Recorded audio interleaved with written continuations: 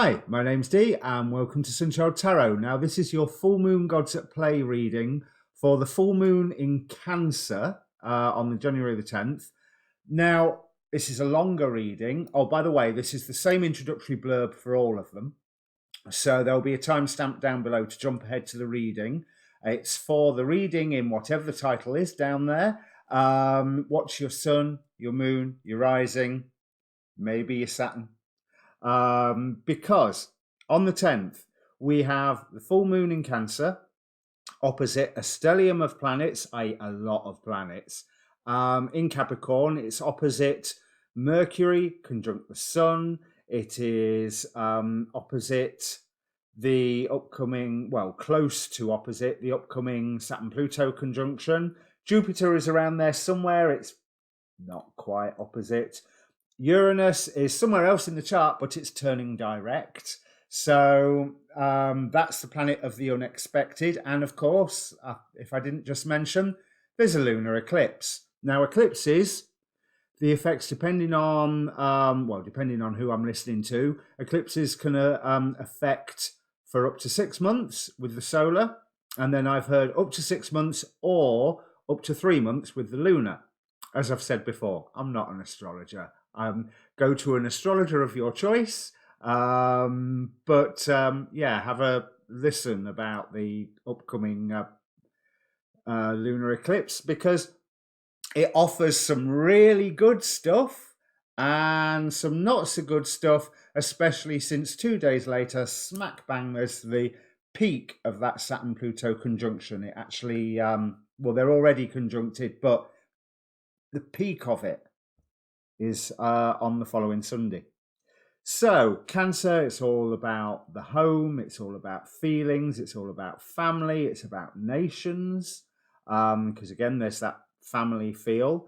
So let me bring up the cards and let's see what gods are supporting you. They're the ones that lift you up on the bottom row of the spread, and the gods that are working against you or suppressing you, pushing you down away from the divine on the top row of the spread. Let's bring up the cards.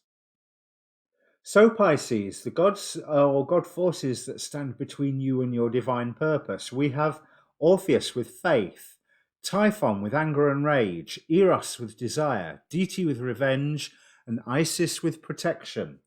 But uplifting you and supporting you, we have Chiron with healing, and I don't know where Chiron, the asteroid, is in the skies at the moment, so I can't talk about that one. I know it's had a couple of aspects recently. We have Osiris with renewal, the god who had to be put back together, in effect. Hermes with journey, Formlach with envy, and Helen of Troy with beauty. So, Orpheus with faith could be that you have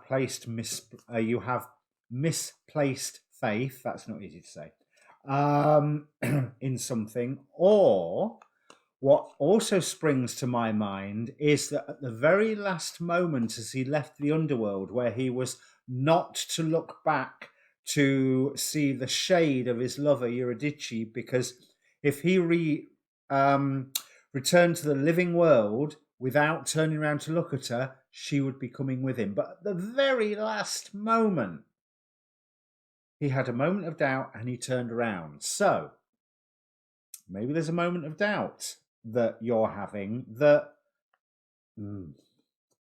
is based on desire. It's going to make you angry. It's going to make you want to protect that which is yours, or that you feel is yours, more to the point. Whereas you could be using this as an opportunity for healing. If you've got some doubt, okay, you've got some doubt. If your faith was misplaced, okay, deal with it. You know, that sounds, I know that's easier said than done. But it is a time for you to receive illumination, to be that channel for the divine light, and to rebuild yourself. And there is a journey that you are called to go upon, and information that will come to you to assist you with this. But what Formlach does, now I'm not totally familiar with Formlach, so I'm going to read from the book on this one. I don't like doing this very often.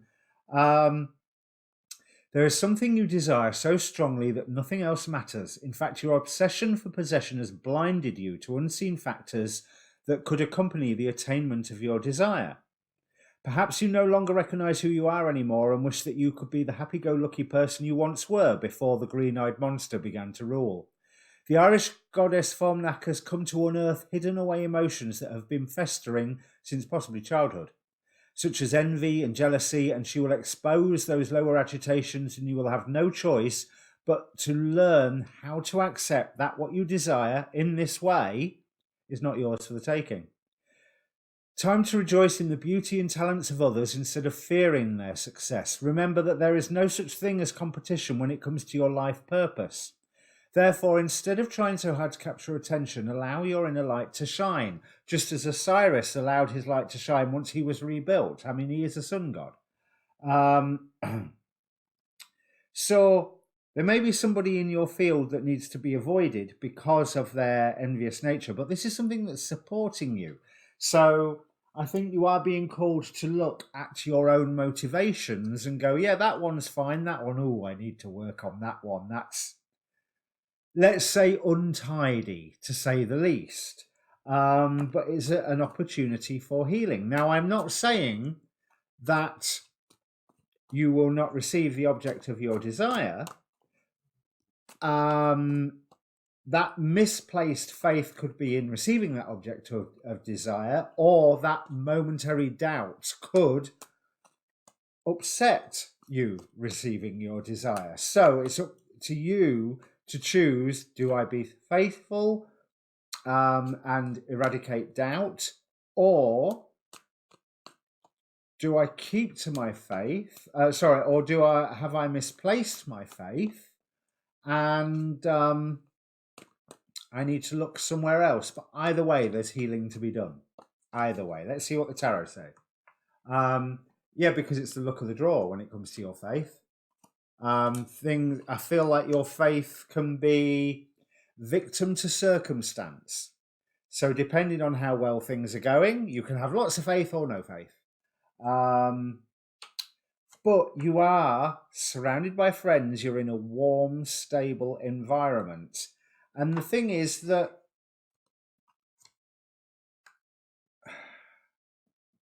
there's certain aspects of yourself that you want to leave behind, but you will be recognized for the skills that you are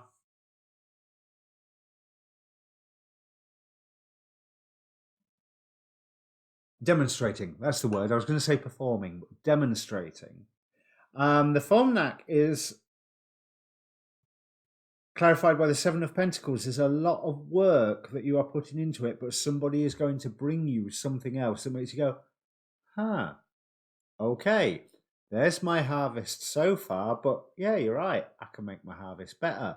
But at the end of this, we have the Ten of Cups with Helen of Troy and Beauty. So there's a good end to all of this. So whether your faith is misplaced or whether your doubt is misplaced, the fact is that your desire risks taking you to places where you don't necessarily need to be, and it risks taking you to places fast. And you do not want to act in a vengeful or upset or an envious manner, because there will be a price to pay for it. So you need to be working with your highest intention. Interestingly here, the bottoms of the decks are, and I'm just, never mind the gods, the forces: glory, war, wisdom, cycles, and denial. So don't go to war. There's no need to go to war. No need to go to war at all. You will be better off if you do not go to war. And if you're feeling those pangs of jealousy, or if you're finding yourself a little bit obsessed, work on it until the act of desiring whatever it is that you desire, because I'm not saying the desire will go away, but the act of desiring it is enjoyable rather than painful. Because the time will come, time will tell, the Temperance card. There is happiness on its way for you here, but there's a star at the bottom of the deck. Follow your intuition. There's wisdom and there is happiness coming for you, but you have to do this work first. And let's face it, with the astrology of this total eclipse, what better time? So, if this means anything to you and you actually want to admit that, comment down below. Look for your waning moon reading, which may appear very shortly on, oh no, it's this side, that side, one of these end screen things. Enjoy the eclipse, but do the work. This is a fantastic opportunity being opened for you. Cheers.